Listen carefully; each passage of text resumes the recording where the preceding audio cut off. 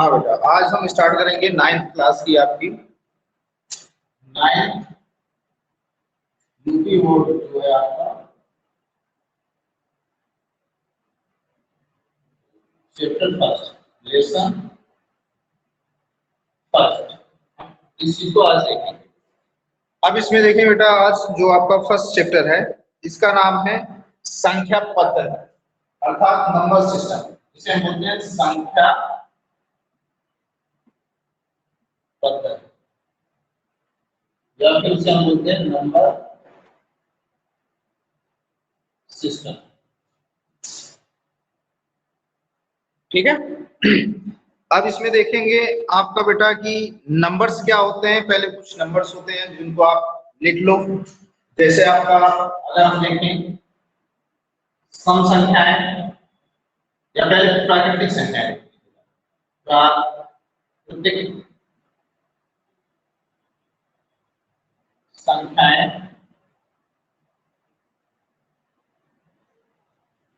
आपकी क्या होती है 1 2 3 4 5 एंड सो ऑन। ये इनफाइनाइट तक चलता है, इसे हम बोलते हैं प्राकृतिक संख्या। अब उसके बाद बात करें तो पूर्ण संख्याएं। पूर्ण संख्याएं किन्हें कहते हैं? तो पूर्ण संख्याएं आपकी क्या होती है जिसमें आपका जीरो भी काउंट। प्राकृतिक संख्याओं में जीरो नहीं आता, जबकि आपका पूर्ण संख्याओं में जीरो भी आता है। तो 0 1 2 3 4 5 एंड सो ऑन इनफिनिट। ये हो गया इनफाइनाइट, ये हो गया आपका पूर्ण संख्या। अब पूर्णांक क्या होते हैं? एक होता है आपका पूर्णांक। पूर्णांक किसे कहते हैं? तो पूर्णांक आपके जो होते हैं ऐसी संख्याएं जो माइनस में भी हो, प्लस में भी हो और जीरो को भी काउंट किया जाता है। तो ये पूर्णांक संख्याएं आपकी क्या हो जाएंगी? मान लो -4 -3 -2 -1 0 1 2 3 4 एंड सो ऑन। इधर भी और इधर भी। ये पूर्णांक संख्या होती है, जिसे हम पूर्णांक कहते हैं। अब आपका एक होता है धन पूर्णांक। धन पूर्णांक क्या होता है? अगर हम धन पूर्णांक देखें तो धन पूर्णांक जो प्लस वाले, ये सब धन पूर्णांक। धन पूर्णांक क्या होंगे? 1 2 3 4 5 6 डॉट इनफाइनाइट, ये धन पूर्णांक है। अगर हम देखें ऋणात्मक पूर्णांक, ऋणात्मक पूर्णांक इनकी बात करें तो ऋणात्मक पूर्णांक कौन होते हैं? जो आपके माइनस है, -1 -2 -3 -4 -5 डॉट डॉट इनफाइनाइट, ये आपके जो है ऋणात्मक पूर्णांक है। आगे हम बात करें तो ये सब बेटा आप लोग कॉपी लेके बैठना। आदित्य, अनुज, सभी लोग बेटा आप लोग कॉपी लेके बैठना, इस चीज को नोट करना। आपका आज लेसन फर्स्ट जो है संख्या पद्धति से स्टार्ट करते हैं। ठीक है। ये हो जाएगा आपका प्राकृतिक संख्याएं क्या होती हैं 1 2 3 4 इनफाइनाइट। पूर्ण संख्याएं क्या होती है? उसमें जो है आपका जीरो भी काउंट हो जाता है, 0 1 2 3 4 5 इनफाइनाइट। ये आपकी पूर्ण संख्या है। पूर्णांक क्या होता है? पूर्णांक जो संख्याएं माइनस में भी हो, प्लस में भी हो और जीरो भी उसमें काउंट होता है। जीरो भी एक पूर्णांक होता है। उसके बाद धन पूर्णांक क्या होते हैं? धनात्मक पूर्णांक, जिसे हम कहते हैं 1 2 3 जो प्लस वाले हैं वो धनात्मक पूर्णांक। ऋणात्मक पूर्णांक जो माइनस वाले हैं वो ऋणात्मक पूर्णांक। और कुछ संख्याएं होती हैं जिनको आप जान लो, जैसे आपका सम संख्या। तो सम संख्या किसे कहते हैं? ये सब आप बचपन से पढ़ते आ रहे हो। सम संख्या ऐसी संख्या है जो 2 से विभाजित हो। तो 2 4 6 8 10 12 डॉट डॉट इनफाइनाइट, ये सब ही आपकी सम संख्याएं हैं। नीचे देखें विषम संख्याएं। तो विषम संख्याएं क्या होती हैं? विषम संख्याएं तो विषम संख्या में आपका जो 2 से डिवाइड ना हो, जो जिनमें ऐसी संख्या है जिनमें 2 से भाग ना दिया जा सके। तो ये हो गया आपका 3 5 7 9 डॉट डॉट इनफाइनाइट, यही होगा। इसको नोट डाउन कर लेना बेटा, क्योंकि ये महत्वपूर्ण संख्या है, इनको जरूर से जरूर आपको याद रखना चाहिए। अब आगे बात करें बेटा इसमें,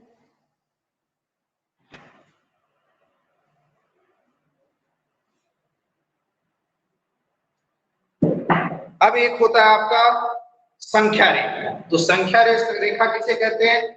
संख्या रेखा बेटा जैसे आपको मान लो एक लाइन ड्रॉ की, ठीक है, ये एक लाइन है।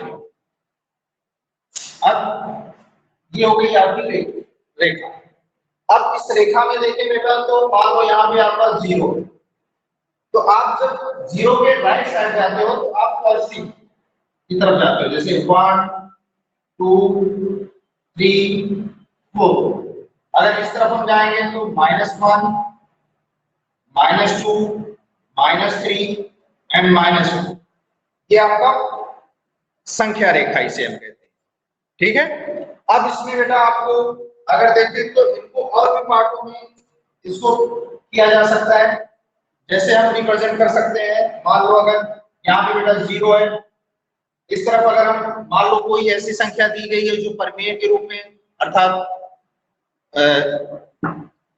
a/b के फॉर्म में कोई ऐसी संख्या है, तो उसे हम कैसे व्यक्त करेंगे? तो उसे भी ऐसे ही करते हैं हम कि इसमें जैसे मान लो यहाँ पे 1/2 हो गया, फिर उसके आगे क्या हो जाएगा आपका, बराबर बराबर डिवाइड करेंगे, 1/2 हो गया, अगला क्या हो जाएगा आपका,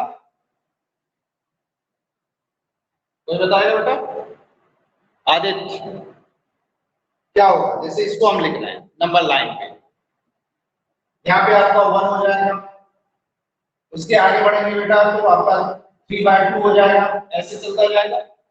अगर इधर हम देखें, इधर भी हम डिवाइड कर सकते हैं इसको, तो -1/2 लिख सकते हैं, फिर उसके बाद 1 हो जाएगा आपका, फिर उस -1, फिर उसके बाद -2। तो इस तरह हम नंबर लाइन पे संख्याओं को रिप्रेजेंट करते हैं। इस चीज को आप नोट डाउन कर लेना। आगे देखें बेटा,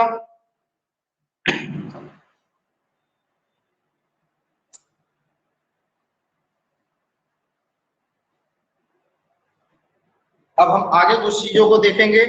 जैसे आपसे पूछ लिया जाए परमेय संख्या किसे कहा जाता है, तो परमेय संख्याएं वो होती हैं जो कि P/Q के फॉर्म में लिखी जाए, P/Q के फॉर्म में लिखी जा सके, जिसे हम रेशनल नंबर भी। और यहाँ पे जो है आपका Q not equal to 0, Q जो है कभी भी 0 नहीं होना चाहिए, यानी कि जो नीचे वाला पार्ट है वो कभी भी 0 नहीं होना चाहिए, क्योंकि जब भी हम 0 से किसी में भाग देते हैं तो आपका पूरा 0 इनफाइनाइट हो जाता है। जबकि 0 का जब हम मल्टीपल करते हैं तो पूरी संख्याएं 0 हो जाती है, लेकिन अगर हम भाग दे रहे हैं तो आपका क्या होता है, इनफाइनाइट होता है। तो ऐसी संख्याएं कौन सी हो सकती है? 0 है, 0 को हम क्या लिख सकते हैं, 0/1 लिख सकते हैं, ये भी एक परमेय संख्या है, रेशनल नंबर है। इसे हम 0/4 भी लिख सकते हैं, 0/3 भी लिख सकते हैं, कुछ भी लिख सकते हैं। 1, ये भी आपका एक 1/1 लिख सकते हैं, 1/2 भी लिख सकते हैं, 1/0 आपका 1/3 भी लिख सकते हैं, ठीक है। तो इस तरह से रिप्रेजेंट किया जा सकता है, जो भी आपकी चाहे निगेटिव हो। मैं कुछ उदाहरण लिख दे रहा हूं, जैसे आपका P/Q के फॉर्म में, उसको आप नोट डाउन कर लें। जैसे मान लो -5/3 है, ये भी एक रेशनल नंबर है। 4/-5 ये भी एक रेशनल नंबर है, अर्थात परमेय संख्या है। ये भी एक परमेय संख्या है, ये भी एक परमेय संख्या है। अगर देखें हम, मान लो 3/8 लिखा हुआ है कहीं पे, ये भी एक परमेय संख्या है। अगला देखें, अगर मान लो कहीं लिखा है आपका -5/-9, तो ये भी एक परमेय संख्या है। क्यों? अब ये दोनों आप जो स्टार्टिंग में आपके जो आरंभ की ये दोनों मैंने लिखे हैं, ये आपके ऋणात्मक परमेय संख्या है, ऋणात्मक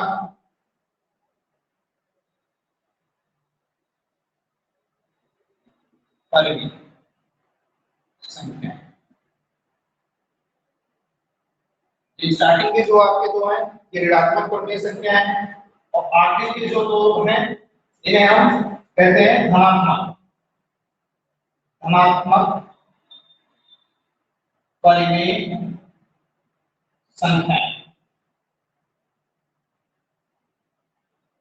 ठीक है, तो ये आपका हो गया। एक है आपका ये, क्योंकि यहाँ पे देखो बेटा माइनस साइन लगा हुआ है, माइनस लगा है, तो इसलिए ये दोनों क्या है ऋणात्मक परिमेय संख्या है।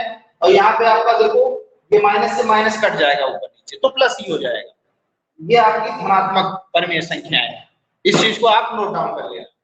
और ये आपकी परिमेय संख्या है, परिमेय संख्या। ठीक है, इसको नोट डाउन कर लेना। चलो अब आगे हम देखते हैं।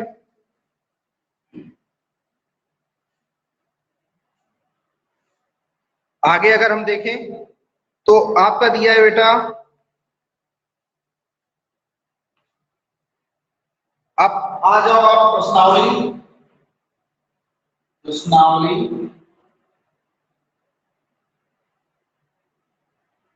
1.1 इस पे आ जाते हैं। इसकी बात करें अगर हम तो फर्स्ट क्वेश्चन आपका दिया है, फर्स्ट क्वेश्चन है आपका, क्या शून्य एक परिमेय संख्या है?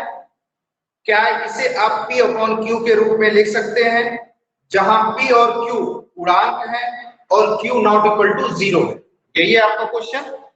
अब इसमें बेटा अगर देखें तो इस क्वेश्चन का आंसर हम कैसे लिखेंगे? इसका आंसर लिखेंगे हम हाँ 0 शून्य, जिसे हम कहते हैं शून्य, एक परिमेय संख्या है। ठीक है, हाँ शून्य एक परिमेय संख्या है। क्यों है? क्योंकि इसे हम P अपॉन Q के रूप में लिख सकते हैं जहां आपका Q not equal to, Q जो है 0 के इक्वल होगा। ठीक है, अब उसके बाद हम क्या लिख सकते हैं? अगर उदाहरण के रूप में हम इसको लिखना चाहें तो हम इसे लिख सकते हैं कि आपका 0/1 लिख सकते हैं, 0/2 लिख सकते हैं, 0/3 लिख सकते हैं, 0 पर कुछ भी लिख सकते हैं, 30 लिख सकते हैं। तो ये आपका उदाहरण के रूप में, ठीक है, इस तरह इस चीज को हम लिख सकते हैं किसी भी आधार पर।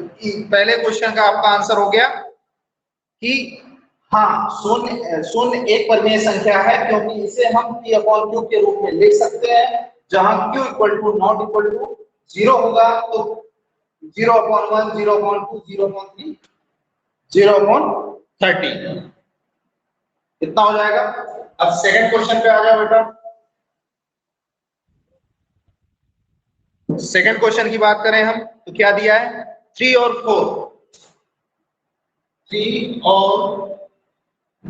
4 के बीच 6 परिमेय संख्या के बीच 6 परिमेय संख्या। इस चीज को देखेंगे हम, 3 और 4 के बीच 6 परिमेय संख्या है।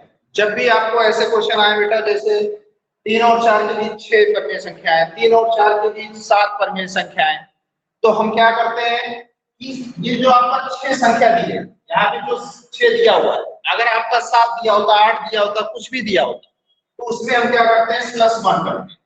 +1 करेंगे तो कितना हो जाएगा 7, और इस 7 से हम इस 3 में भाग भी दे देंगे और गुणा भी कर देंगे। तो क्या हो जाएगा आपका? इसे हम लिखना चाहें तो क्या लिख सकते हैं बेटा? इसे लिख सकते हैं हम 3 गुणे 7/7 यही होगा। इसे लिख सकते हैं 7 × 21, 21/7 इतना हो जाएगा। इसी तरह हम इसको भी 4 को भी करेंगे सेम पैटर्न पे। तो सेम पैटर्न पे अगर हम 4 के साथ भी यही करें तो क्या हो जाएगा आपका 4 × 7/7 इक्वल टू 7 × 28/7 यही होगा। यानी कि इन्हीं के बीच में जो संख्याएं होंगी वो 3 और 4 के बीच की 6 परमेय संख्याएं होंगी। चलो इसके बीच की संख्याएं क्या हो जाएंगी अगर हम देखें तो 22/7, 23/7, 24/7, 25/7, 26/7 और 27/7 यही हो गई। यानी कि इन दोनों के बीच देखो यहाँ पे 21 है, यहाँ पे 22 है, यहाँ पे 28 है, यहाँ पे 27, यानी कि इन दोनों के बीच ही ये 6 परमेय संख्याएं आपकी ज्ञात है। यही जो है आपका आंसर। इस चीज को ऐसे ही नोट डाउन कर लेना बेटा। चलो अब इसको इरेज करते हैं हम। अब हम आ जाते हैं क्वेश्चन नंबर 3।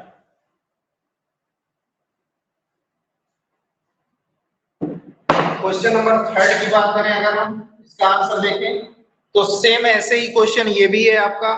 आपका यहाँ पे पूछा है 3/5 और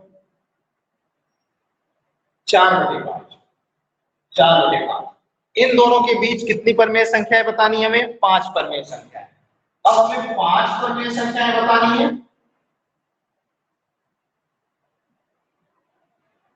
अगर हमें 5 परमेय संख्याएं बतानी है बेटा तो क्या करेंगे। अभी 6 परमेय संख्याएं बतानी थी तो हमने क्या किया 6 में 1 ऐड करके 7 बना लिया और 7 का गुणा ऊपर नीचे कर दिया, ठीक है। लेकिन जब 5 परमेय संख्याएं हमें बनानी है तो 5 परमेय संख्याओं के लिए हम क्या करेंगे 5 + 1 करेंगे यानी कि 6। अब 6 का गुणा ऊपर नीचे करेंगे तो चलो 6 का करते हैं। क्या हो जाएगा आपका 3/5 गुणा हो जाएगा 6 का ऊपर 6 का नीचे, तो ये कितना हो जाएगा 6 × 3 = 18 और ये 6 × 5 = 30 ये हो गया बेटा। इसी तरह हम 4/5 में भी करेंगे तो 4/5 में भी कितने से हो जाएगा 6 से गुणा हो जाएगा और 6 से भाग होगा इक्वल टू। अगर इसमें करें तो 6 × 4 = 24 हो गया और ये हो गया 6 × 5 = 30 यही हुआ। चलो अब इसको आगे सॉल्व करें हम। तो आगे सॉल्व करेंगे तो इसके बाद 18 के बाद क्या आता है 19 आता है। ये हो जाएगा बेटा 19/30 फिर उसके बाद 20/30 फिर उसके बाद 21/30 फिर 22/30 और 23/30 उसके बाद आपका 24 है। तो ये 5 संख्याएं आपकी परमेय संख्या होंगी जो कि इन दोनों के बीच में आएंगी, ठीक है। इसको भी आप लोग नोट डाउन कर लेना। सेम ऐसे ही करेंगे। चलो अब आगे बढ़ते हैं बेटा 4th क्वेश्चन पे आ जाते हैं।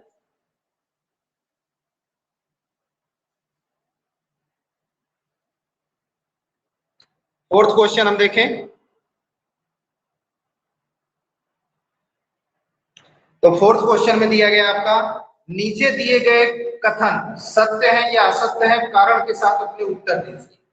तो नीचे जो दिए गए कथन है वो सत्य है या असत्य है इसका कारण आपको देना है। तो पहला क्वेश्चन है आपका प्रत्येक प्राकृतिक संख्या एक पूर्ण संख्या होगी। तो बेटा ये कथन आपका सत्य है कि असत्य है। ये आपका कथन जो है सत्य है क्योंकि प्रत्येक प्राकृतिक संख्या क्या होती है अगर देखें हम प्राकृतिक संख्या क्या होती है ये होती है 1 2 3 एंड सो ऑन यही होता है। जबकि पूर्ण संख्याएं क्या होती हैं पूर्ण संख्याएं आपकी होती है 0 1 2 डॉट डॉट डिवाइड। तो प्राकृतिक संख्याएं पूर्ण संख्या में आती हैं क्योंकि देखो यहां से 1 से स्टार्ट है कि नहीं, तो इसलिए ये कथन आपका सत्य है, ठीक है, ये सत्य हो जाएगा। दूसरे पे आ जाए सेकंड है आपका प्रत्येक पूर्णांक एक पूर्ण संख्या होती है। अब आपसे बोला गया बेटा कि प्रत्येक पूर्णांक, सेकंड क्वेश्चन, प्रत्येक पूर्णांक एक पूर्ण संख्या होती है। क्या ऐसा होता है? कोई बताएगा मुझे? शिवम बेटा, शिवम। Yes sir. हाँ बेटा बताओ, अभी मैंने संख्याओं को लिखाया था ना, तो सेकंड वाला बताओ आप, प्रत्येक पूर्णांक एक पूर्ण संख्या होती है क्या?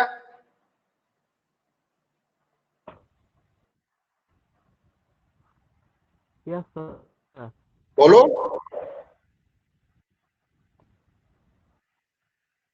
यस।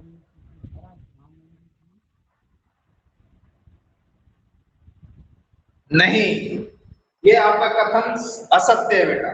सेकंड जो है आपका असत्य है। क्यों असत्य है?